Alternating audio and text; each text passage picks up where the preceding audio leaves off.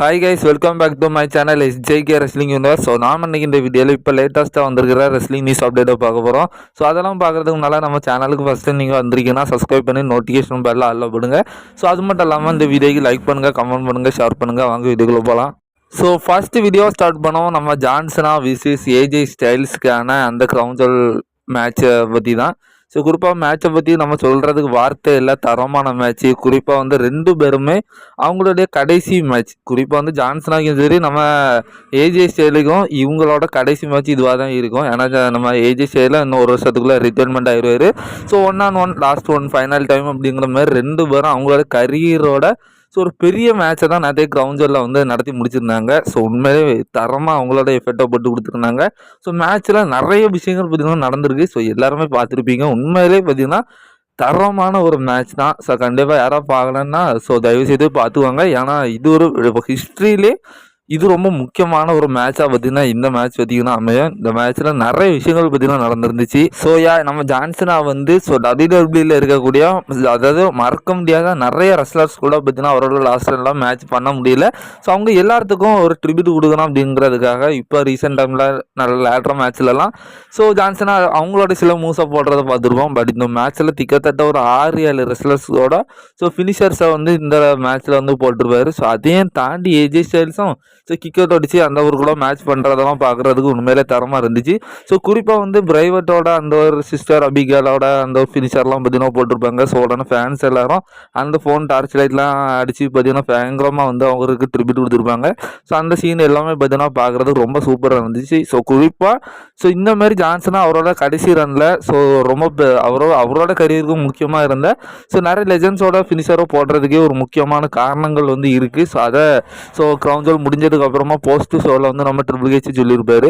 So காரணம் இதுதான், ஜான்சனோட last Ranil வந்துட்டாரு. ஸோ அவர் கூட மேட்ச் பண்ண முடியாத ரெஸ்லர்ஸுக்கும் ஸோ நாங்கள் வந்து அவங்களும் இதில் ஒரு பார்ட்டாக இருந்திருக்கணும் அப்படிங்கிற ஒரு காரணத்துக்காண்டி ஸோ இந்த மாதிரி பண்ணிட்டு இருக்கிறாங்க அப்படிங்கிற ஒரு விஷயத்தையும் பார்த்தீங்கன்னா ஜான்சனா, அதாவது ட்ரிபிள் H வந்து கன்வே பண்ணுறாரு.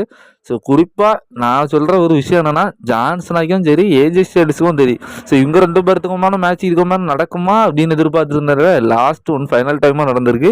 ஸோ இதுக்கு மேலே நம்ம யார் நினச்சாலும் இந்த மேட்ச் வந்து நடக்க போகிறது இல்லை. ஸோ அதனால் இது ஒரு பெரிய மேட்சாக ஸோ நான் கருதுகிறேன். ஸோ கண்டிப்பாக இந்த மேட்சை ஹிஸ்ட்ரி மேக் பண்ணோம். இன்னும் எத்தனை வருஷம் ஆனாலும் ஸோ இந்த மேட்சுக்கான மவுஸ் வந்து போகாது. மேட்சை ஏன் நான் ரொம்ப முக்கியமான மேட்ச் இது, ஏன் WWE ரொம்ப ஒரு ஹிஸ்ட்ரி மேக் பண்ணக்கூடிய மேட்ச் அப்படிங்கிறதுக்கு ஒரு சில மூமெண்ட்டை பார்த்தீங்கன்னா அந்த மேட்ச்சில் நடந்திருக்கு. ஸோ அதை ஓனாக நான் சொல்கிறேன். ஸோ ஃபர்ஸ்ட் வந்து சீனா வர்சஸ் ஸ்டைல்ஸுக்கான மேட்ச்சில் ஃபேன்ஸ் மத்தியில் மறைமுகமாக வந்து நம்ம CM Punk வந்து ஸோ அந்த மேட்சை பார்த்துட்டு இருந்திருக்காரு. ஸோ அவருக்கு எவ்வளோ ஆவலாக இருந்திருந்தால் அவர் க்ரௌடு மத்தியில் வந்து அந்த மேட்சை பார்த்துருப்பார் அப்படிங்கிற ஸோ இந்த ஒரு விஷயத்தை நீங்கள் பார்த்துக்கோங்க. ஸோ அது மட்டும் இல்லை, WWE அன்னைக்கு ஒரு மூமெண்ட்டே வந்து நடந்திருக்கு பேக் ஸ்டேஜில். அது யாருக்குன்னு தெரியல, பட் இப்போ நியூஸாக வந்து வெளியே கிடச்சிருக்கு.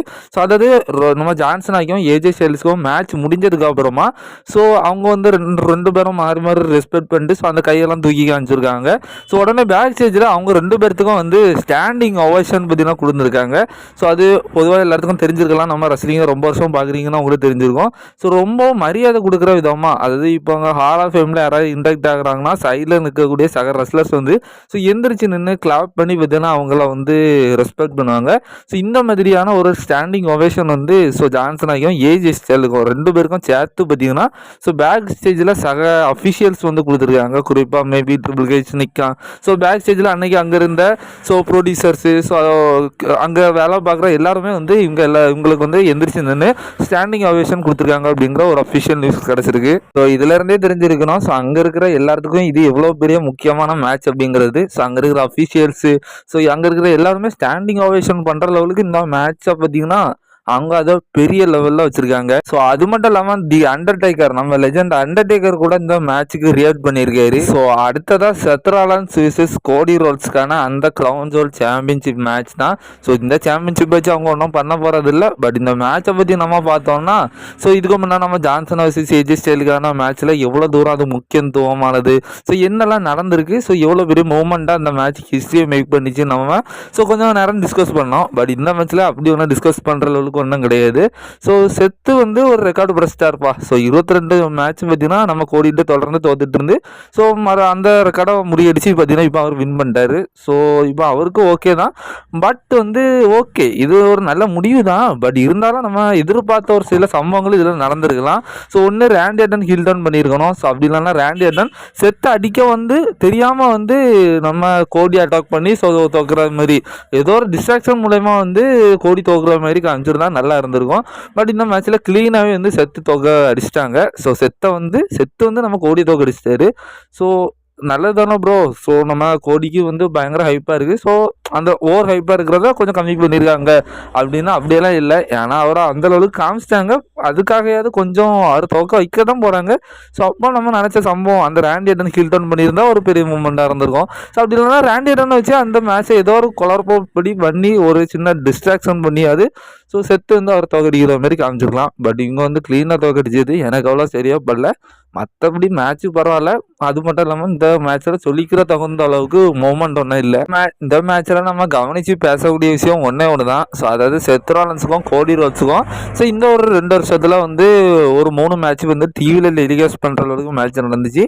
ஸோ அந்த 3 மேட்ச்சில் செத் ராலின்ஸ் வந்து ஒரு பேண்டு போட்டுருந்துருப்பாரா. ஸோ 3 கலரில் போட்டிருப்பாரு. ஸோ அந்த 3 கலரையும் வந்து மிக்ஸ் பண்ணி வந்து ஒரே பேண்டாக வந்து போட்டு தான் ஸோ இந்த மேட்ச்சில் வந்து வின் பண்ணியிருக்காரு. அதாவது அவர் தோத்த மேட்ச்சில் இருக்கக்கூடிய டிசைன்லேயே வந்து அந்த 3 பேண்டை சேர்த்தா வச்சது மாதிரி ஒரு பேண்டை தச்சு ஸோ அவர் வந்து இந்த மேட்ச்சில் போட்டு வந்து ஃபைட் பண்ணியிருக்காரு. ஸோ அதுதான் இதில் உள்ள மூமெண்ட்டு. ஸோ அடுத்ததாக இப்போ நம்ம இந்தியாவில் எப்படி நெட்ஃப்ளிக்ஸ் வந்து WWE ராவல்லாம் வந்து டெலிகாஸ்ட் பண்ணிருக்காங்களோ ஸோ அதே மாதிரி இப்போ யூஎஸ்ஏலையும் வந்து ஸோ நெட்வொர்க் வந்து சேஞ்ச் ஆகிட்டு ஸோ அதாவது ESPN நெட்வொர்க்கில் தான் வந்து இப்போ WWE அமெரிக்காவில் டெலிகாஸ்ட் பண்ணிருக்காங்க. ஸோ ESPN கிட்ட WWE போனதுக்கப்புறமா அவங்க பண்ணுற ஒரு விஷயம் என்னென்னா ஸோ எல்லா மேட்ச்சுக்கும் அதாவது அவங்களுடைய நெட்வொர்க்கில் டெலிகாஸ்ட் பண்ணுற எல்லா மேட்ச்சுக்கும் வந்து கிரேடை கொடுக்குறாங்க. ஸோ அந்த வகையில் வந்து இப்போ கிரவுன் ஜுவல் நடந்து முடிச்சிருக்கலாம். ஸோ அதுலேயே நடந்த மேட்சஸ் எல்லாத்துக்கும் கிரேடை கொடுத்துருக்காங்க. ஸோ அந்த வகையில் ஃபஸ்ட்டு பார்த்தீங்கன்னா ரியார் ஃப்ளை அண்டு யூஎஸ்கே விசிஸ் கபிகி வாரியர்ஸ்க்கான அந்த டேக் டீம் மேட்ச்சுக்கு B கிரேட் கொடுத்துருக்காங்க. So Seth Rollins versus Cody ரோட்ஸ்க்கான மேட்ச்க்கும் B கிரேட் கொடுத்துருக்காங்க. பிரான்சன் ரீட் விசிஸ் ரோமன் ரெயின்ஸ்க்கான மேட்ச்சுக்கு C கிரேட் கொடுத்துருக்காங்க. ஸோ இது கொஞ்சம் மோசமாக தான் இருக்குது. But okay. But Stephanie Walker versus Tiffany ஸ்டாட்டனுக்கான மேட்ச்க்கும் C கிரேடு தான் பார்த்தீங்கன்னா கொடுத்துருக்காங்க. -க்கு C கிரேடு கொடுத்துருக்காங்க.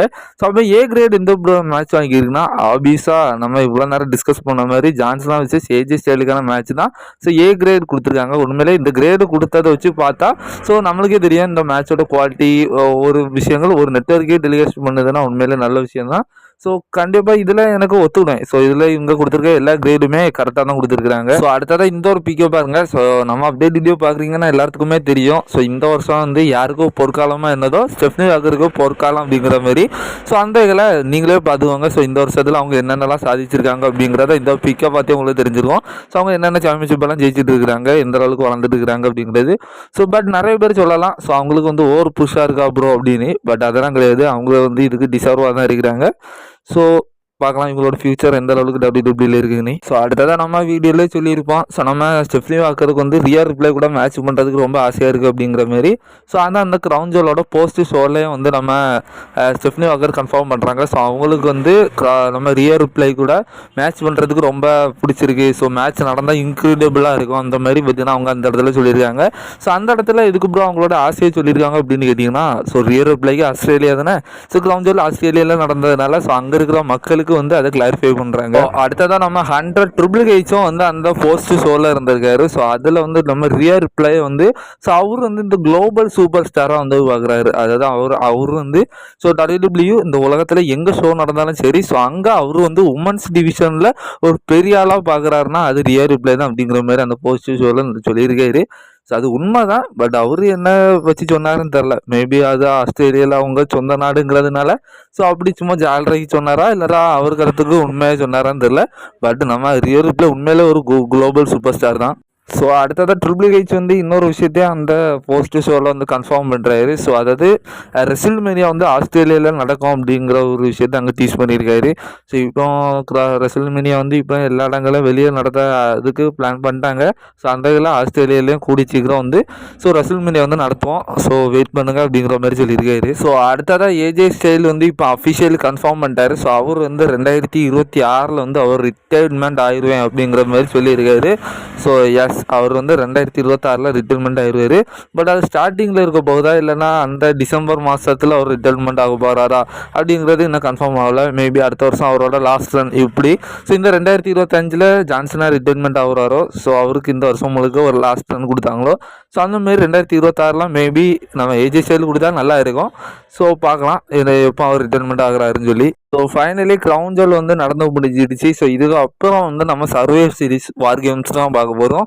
ஸோ நவம்பர் 29 வந்து சர்வைவ் சீரிஸ் பற்றினா அடுத்தது வீடியோ நடக்க போகுது. ஸோ அடுத்ததாக கர்மலா அண்ட் கோரி கிரேஸ் வந்து இப்போ அவங்களுடைய செகண்ட் சைல்டை வந்து பெற்றெடுத்துருக்குறாங்க. ஸோ ஏற்கனவே கர்மலாய்க்கு வந்து இதுக்கு முன்னே தான் ஒரு குழந்தை பிறந்துச்சு. ஸோ அது வந்து பெண் குழந்தை. ஸோ அதுக்கப்புறமா வந்து அவங்க கொஞ்ச நாள் ரெஸ்ட் எடுத்துட்டு ஸோ அந்த குழந்தை வளர்த்துட்டு வரலாம் அப்படிங்கிற மாதிரி இருந்தாங்க. ஸோ இப்போ அவங்களுக்கு செகண்ட் சைல்டும் பிறந்திருக்கு. அது வந்து ஆண் குழந்தை பிறந்திருக்கு. ஸோ இன்னும் கொஞ்ச நாளைக்கு வந்து அவங்க மீண்டும் வந்து ரெஸ்ட் எடுக்க தான் போகிறாங்க. அடுத்ததான் நம்ம வெஸ்லியை பார்த்தீங்கன்னா இப்போ WWE ரிலீஸ் பண்ணிட்டாங்க. ஸோ நாளை இவர் வந்து WWE ஃபியூச்சராக பார்த்தேன். பட் வந்து ரொம்ப திறமைசாலி தான். WWE அப்படி தான் காமிச்சாங்க. வந்து இப்போ என்ன ரீசன் தெரில. ஸோ அவர் வந்து இப்போ WWE ரிலீஸ் பண்ணிட்டாங்க அங்கே மாதிரி தெரிய வந்திருக்கு. ஸோ வெஸ்லி மட்டும் கிடையாது, இப்போ லான்ஸ் அண்ணாயும் WWE போயிட்டாரு. ஸோ ஓ மை காட் எப்போ அப்படின்னு நம்ம ரஜினிகாந்த் சார் சொல்லுவார்ல, ஒரு தமிழ் தர பயங்கரமாக போயிட்டு இருந்தால. ஸோ அந்த மாதிரி தான் ஸோ ரியாக்ஷன் தெரிய வந்திருக்கு. ஸோ இவரு WWE கான்ட்ராக்டில் இப்போ ரீசெண்ட் டைமில் தான் சேர்த்து விட்டாங்க. ஸோ அந்த வகையில் நம்ம வந்து அவரை பிளட் லைனோட ஸ்டோர் லைன்லாம் வருவாருன்னு எதிர்பார்த்தோம். பட் அவரை WWE அந்த டெபியூட் கூட அவரை பண்ண வைக்கல. ஸோ அப்படியே கண்ணீர் போட்டு சும்மா வச்சுருந்தாங்க. இப்போ சும்மா தானே காசு கொடுத்துருக்குறோன்னு சொல்லி அவரை வந்து ரிலீஸ் பண்ணி விட்டாங்க. ஸோ அடுத்ததான் நம்ம இப்போ மெயின் ஈவென்ட் நியூஸுக்கு வந்துட்டோம். ஸோ அதெல்லாம் பார்க்குறதுக்கு முன்னால் நீங்கள் இன்னும் இந்த சேனலை வந்து லைக் பண்ணலாம் பண்ணிக்கிடுங்க. ஸோ கமெண்ட் பண்ணலாம் பண்ணிக்கோங்க. சேனலுக்கு புதுசாக வந்திருக்காங்க சப்ஸ்கிரைப் பண்ணி நோட்டிஃபிகேஷன் பெல்லாம் எல்லாம் போடுங்க. ஸோ கண்டென்ட்லாம் ரொம்ப குவாலிட்டியாக கொடுத்துட்ருக்கோம். ஸோ ரெகுலராக பாருங்கள். ஸோ இப்போ நம்ம மெயின் ஈவென்ட்டில் எதை பற்றி பார்க்க போகிறோன்னா, ஸோ நம்மளுடைய ரோமன் ரெயின்ஸ் வந்து அந்த கிரவுன் ஜுவலில் மேட்ச்சை தோத்துறதுக்கு அப்புறமா ஊசஸ்ட்டை வந்து கடினமாக கோவப்பட்டு ஸோ நீங்கள் இந்த கிறிஸ்மஸ் வரைக்கும் என் கண்ணிலே பட்டுறாங்களா அப்படிங்கிற மாதிரி சொல்லிட்டு போயிருப்பாரு. ஸோ இதில் வந்து நிறைய கேள்விக்குறி எனக்கு இருக்குது. பர்சனலி எந்த ஒரு அப்டேட்டும் வரல, எந்த ஒரு ரூமரும் வரல, ஒன்றுமே வரல. ஸோ அவர் ஏன் கிறிஸ்மஸ் வந்து மென்ஷன் பண்ணுறாரு? ஸோ இந்த நவம்பர் மாதம் தான் நம்ம சர்வைவர் சீரிஸ் வார் கேம் இருக்குது. ஸோ அதில் அப்புறம் ரோமன் ரெயின்ஸ் வர மாட்டாரா? அப்போ அந்த சர்வைவர் சீரிஸ் அந்த வார் கேம் மேட்ச்சில் வந்து ஸோ இந்த 5on5 இதில் வந்து ரோமன் ரெயின்ஸ் இருக்க மாட்டாரா அப்படிங்கிற ஒரு பெரிய கேள்விக்குறி வருது. ஸோ கிறிஸ்மஸ் வரைக்குமே என் கண்ணில் படாங்க அப்படின்னா அந்த கிறிஸ்மஸ் அதாவது டிசம்பர் மாதம் வரைக்குமே ரோமன் ரெயின்ஸ் வந்து இதுக்கு மேலே வந்து WWE வர மாட்டாரா? ஸோ இதுக்கு மேலே டேரக்டாக ராயல் ரம்பிள் மேட்ச்சில் தான் வருவாரா அப்படிங்கிற மாதிரி எனக்கு வந்து ஒரு கேள்விக்குறி இருக்குது.